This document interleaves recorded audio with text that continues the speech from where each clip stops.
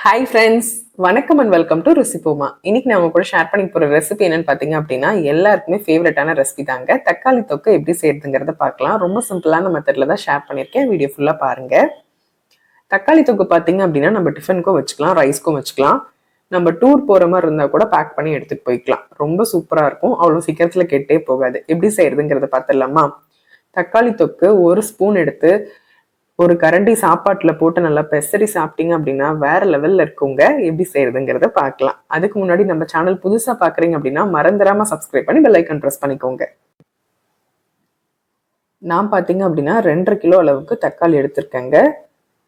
தக்காளியை நல்லா கழுவிட்டு ஈரம் இல்லாம தொடச்சு எடுத்துக்கோங்க. தக்காளிக்கு நடுவுல இருக்கிறத நம்ம கட் பண்ணி எடுத்துடணும். அது நம்ம யூஸ் பண்ணக்கூடாது. தக்காளி தொக்கு செய்யறப்ப கொஞ்சம் கூட தண்ணி இருக்கக்கூடாது. அதே மாதிரி சென்டர் பாட்டையும் எடுத்துருங்க. நீங்கள் ரஃபாக சாப் பண்ணுறதுனாலும் சாப் பண்ணிக்கலாங்க. நல்லா குட்டி குட்டியாக சாப் பண்ணுறதுனாலும் சாப் பண்ணிக்கலாம். அது அவங்கவுங்க விருப்பம்தான். நான் நல்லா குட்டி குட்டியாக சாப் பண்ணி வச்சுருக்கேன். குட்டி குட்டியாக சாப் பண்ணுறப்ப என்னென்னா சீக்கிரமாக வதங்கும். அதுக்காக தான் நான் இந்த மாதிரி சாப் பண்ணியிருக்கேங்க.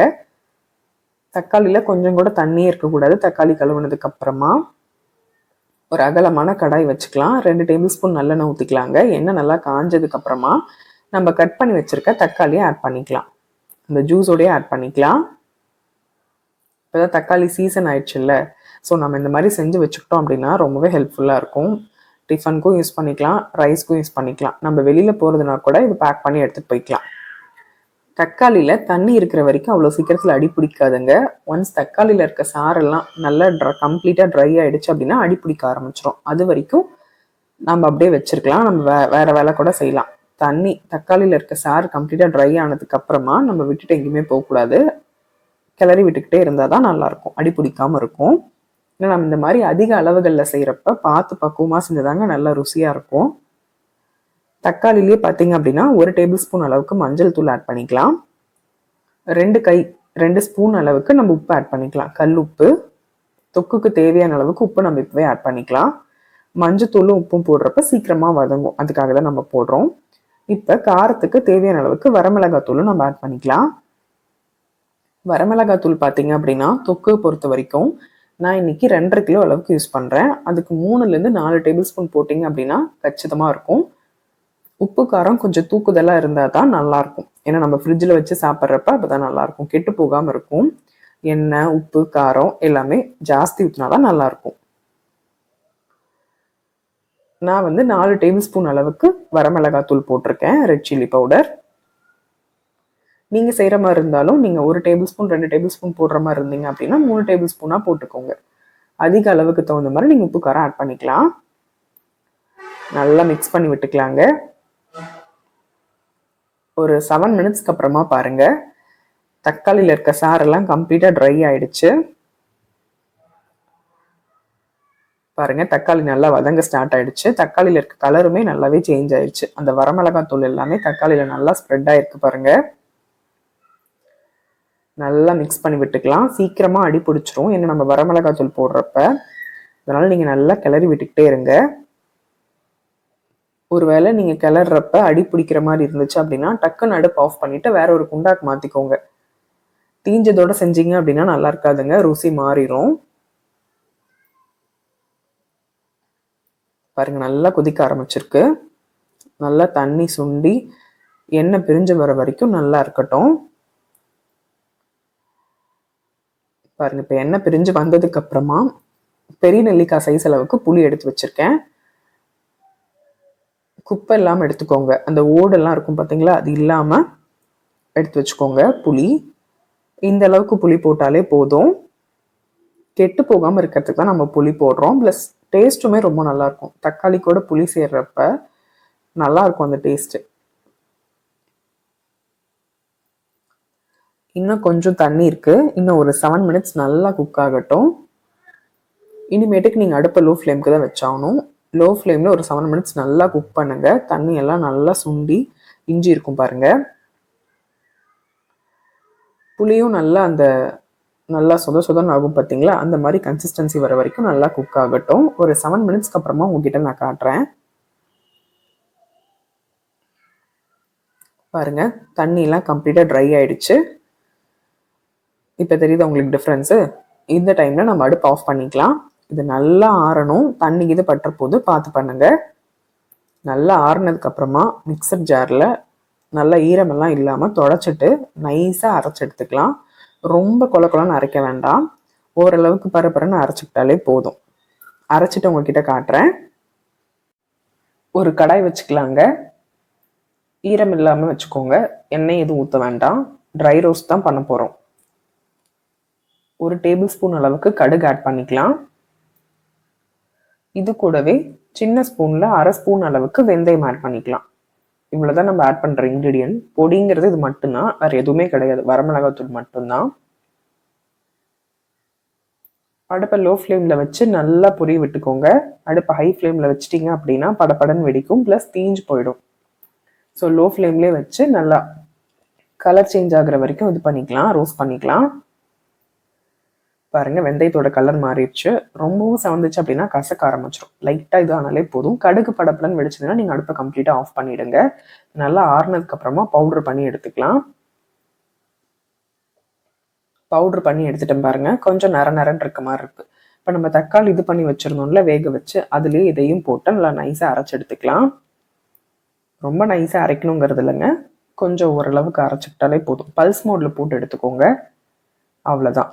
இப்போ தொக்கு எப்படி செய்கிறதுங்கிறத பார்த்துடலாம். ஒரு அகலமான கடாய் எடுத்துக்கலாங்க. தண்ணி இல்லாமல் பார்த்துக்கோங்க. நல்லெண்ணெய் ஊற்றிக்கலாம். 1/4 லிட்டர் அளவுக்கு நம்ம நல்லெண்ணெய் ஊற்றிக்கலாங்க. கூடுதலாக ஊற்றினாலும் நல்லா தான் இருக்கும், கெட்டு போகாது. தொக்கு பொறுத்த வரைக்கும், தொக்கு ஊறுகாக்கெலாம் நீங்கள் எண்ணெய் சேர்த்து ஊற்றிக்கிட்டிங்கன்னா தான் நல்லாயிருக்கும். எண்ணெய் நல்லா காயட்டும். பாருங்கள், எண்ணெய் நல்லா காஞ்சிருச்சு. இந்த டைமில் 1 டேபிள் ஸ்பூன் அளவுக்கு கடுகு ஆட் பண்ணிக்கலாம். கடுகு நல்லா பொரியுது பாருங்கள். இதில் 1/4 டீஸ்பூன்லேருந்து 1/2 டீஸ்பூன் அளவுக்கு பெருங்காயம் ஆட் பண்ணிக்கலாம். நான் கட்டி பெருங்காயம் தான் பவுடர் பண்ணி வச்சுருக்கேன், அதை ஆட் பண்ணியிருக்கேன். பெருங்காயம் போட்ட உடனே நீங்கள் கருவேப்பிலை போட்டுக்கலாம். தண்ணி இல்லாத கருவேப்பிலையாக போட்டுக்கோங்க. தண்ணி இருந்துச்சு அப்படின்னா நல்லா தொடச்சிட்டு போட்டுக்கோங்க. பூண்டு பார்த்தீங்க அப்படின்னா ஒரு 15 பீஸ் பூண்டு. சின்ன சின்னதாக தான் இருக்கனால நான் அப்படியே போட்டிருக்கேன். பெரிய பூண்டாக வாங்கினீங்க அப்படின்னா அரிஞ்சு கூட நீங்கள் போட்டுக்கலாம். இதிலே பார்த்தீங்க அப்படின்னா 1 டேபிள் ஸ்பூன் அளவுக்கு வரமிளகாத்தூள் போட்டுக்கலாம். நல்லா எண்ணெயிலே போடுறப்ப கலர் நல்லா கொடுக்கும். நல்லா மிக்ஸ் பண்ணி விட்டுக்கலாங்க. பூண்டு நல்லா குக் ஆகட்டும். ஒரு 5 மினிட்ஸ்க்கு அப்புறமா பாருங்க, பூண்டு நல்லா வதங்கியிருக்கு.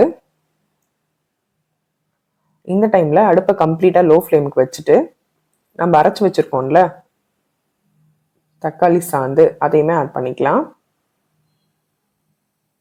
ரொம்ப நைஸாக அரைக்க வேணாங்க, ஓரளவுக்கு அரைச்சிக்கோங்க. பல்ஸ் மோடில் போட்டு எடுத்திங்கனாலே ஓகே தான். இதில் கொஞ்சம் கூட நம்ம தண்ணி ஊற்றக்கூடாது. தண்ணி ஊற்றி நம்ம செய்கிறப்ப மேலெல்லாம் தெரிக்கும். நம்ம அதனால தான் தக்காளி கம்ப்ளீட்டாக ட்ரை பண்ணி நல்லா குக் பண்ணி எடுத்திருக்கோம். தக்காளியில் இருக்க தண்ணி சுண்டினதுக்கு அப்புறமா தான் நம்ம அரைச்சிருக்கோம். ஸோ நம்ம இந்த மாதிரி பண்ணுறப்ப வெளியெல்லாம் எங்கேயுமே தெரிக்காது. நீங்கள் இந்த மெத்தட் ட்ரை பண்ணி பாருங்கள், ரொம்பவே நல்லாயிருக்கும். நல்லா மிக்ஸ் பண்ணி விட்டாச்சுங்க. இது ஆட் பண்ணதுக்கப்புறமா நல்லா கிளறி விட்டுக்கிட்டே இருக்கணும். ஒரு 12 மினிட்ஸ் கை விடாமல் கிளறி விட்டுக்கிட்டே இருந்தீங்க அப்படின்னா நல்லா சூப்பராக ரெடி ஆயிரும் தக்காளி தொக்கு. எண்ணெய் வந்து கொஞ்சம் கம்மியாக தான் எனக்கு தெரியுது, அதனால நல்லா மிக்ஸ் பண்ணி விட்டுக்கலாம். நம்ம இந்த மாதிரி கிளறி விடுறப்ப அடியில் வந்து நல்லா ஒட்டாமல் வரணும். அப்படி இருந்துச்சுன்னா தான் தொக்கு நல்லா இருக்குன்னு அர்த்தம். எனக்கு என்னமோ எண்ணெய் கொஞ்சம் பத்தாத மாதிரி இருக்குது, அதனால நான் எண்ணெய் கொஞ்சம் ஊற்றிக்கிறேன். ஊற்றிட்டு உங்ககிட்ட காட்டுறேன். பாருங்க, நல்லா கொதிச்சிருக்கு. பச்சை வாசம் போயிருக்கா இல்லையா நீங்கள் செக் பண்ணி பார்த்துக்கோங்க. உப்பு காரம் எப்படி இருக்குன்னு பார்த்துக்கோங்க. காரம் கொஞ்சம் கூடுதலாக தான் இருக்கணும். உப்பு கம்மியாக இருக்குது அப்படின்னா நீங்கள் உப்பு ஆட் பண்ணிக்கலாம். நல்லா மிக்ஸ் பண்ணி விட்டுக்கலாம். பாருங்கள், கலர் நல்லாவே சேஞ்ச் ஆயிடுச்சு.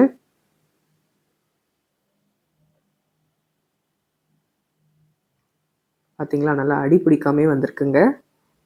ஒருவேளை அடி பிடிச்சாலும் அடுப்பு ஹை ஃப்ளேமில் வச்சு அடி பிடிச்சிருச்சு அப்படின்னா உடனே வேறு பாத்திரத்துக்கு நீங்கள் மாற்றிடுங்க. அதிலே குக் பண்ணிங்க அப்படின்னா எல்லாமே டோட்டலாக ஸ்பாயில் ஆகிடும்.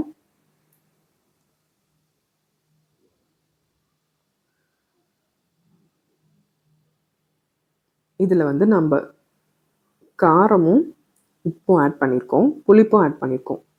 இனிப்பு மட்டும் ஆட் பண்ணாலே போதும்.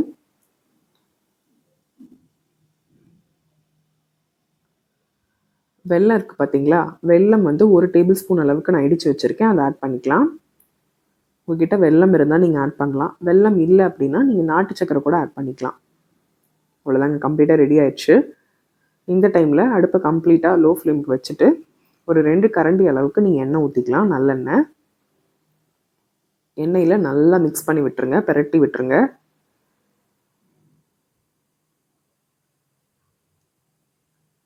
தொக்கு செய்கிறப்ப நம்ம மூடி போட்டு வைக்கக்கூடாது, ஏன்னா அதில் இருக்க தண்ணி விழும். மூடி போடுறப்ப தண்ணி விழுகும் இல்லையா, ஸோ அதனால் நீங்கள் மூடி போடாதீங்க. நீங்கள் இந்த மாதிரி ஓப்பன்லேயே வச்சு பண்ணலாம். எதுவுமே தெரிக்கிறதோ அதெல்லாம் எதுவுமே ஆகாது. நம்ம தக்காளியை நல்லா வேக வச்சு அரைச்சி எடுக்கிறனால எதுவுமே நமக்கு தெரிக்காதுங்க. நீங்கள் தாராளமாக இந்த மெத்தட் ட்ரை பண்ணலாம்.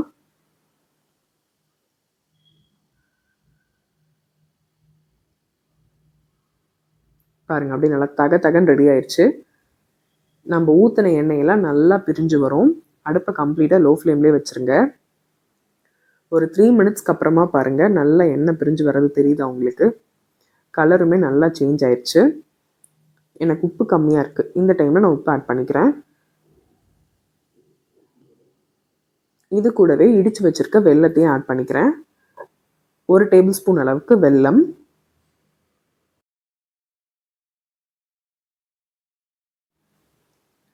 நல்லா கிளறி விட்டுறலாங்க.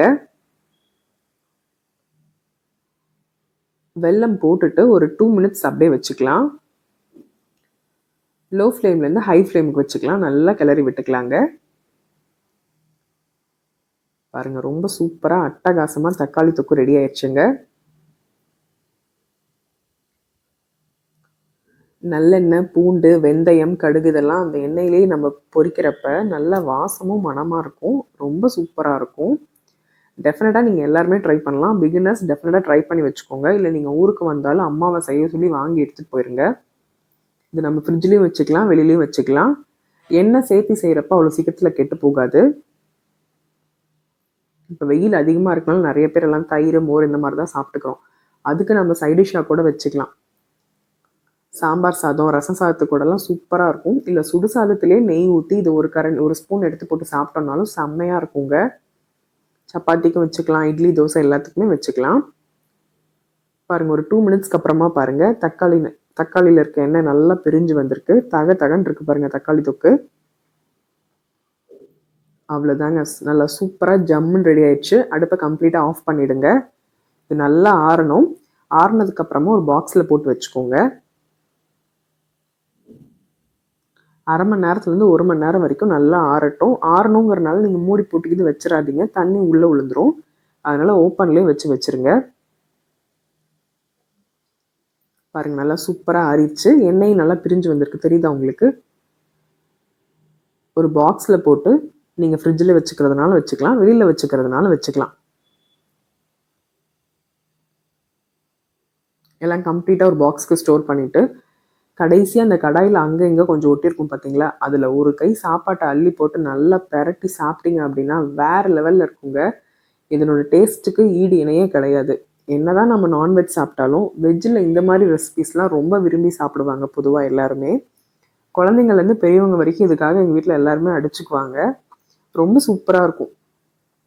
ட்ரை பண்ணாமல் இருந்தீங்கன்னா உடனே ட்ரை பண்ணி பாருங்கள். தக்காளி சீசன் வந்தாச்சு, ஒரு தாட்டியாவது இதே மாதிரி ரெசிபி செஞ்சு பாருங்கள். நான் சொல்லியிருந்தேன்ல, ஒரு கை சாப்பாடு அள்ளி போட்டு நல்லா பெரட்டி சாப்பிட்டா வேறு லெவலில் இருக்கும்னு.